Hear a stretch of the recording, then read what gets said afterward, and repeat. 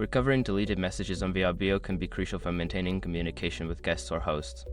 Follow these steps to attempt to retrieve your lost messages. Step 1. Check your email. Look for any email notifications from Vrbo. Often, messages related to bookings and inquiries are sent to your registered email. Search your inbox for keywords related to the conversation. Step 2. Log into your Vrbo account. Access your Vrbo account by visiting the website or app. Make sure you are logged in with the same credentials you used when you received the messages.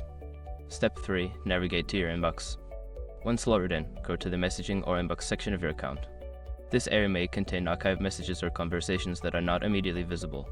Step 4. Review archived messages. If Vrbo has an archive feature, check there for any messages that may have been archived instead of deleted.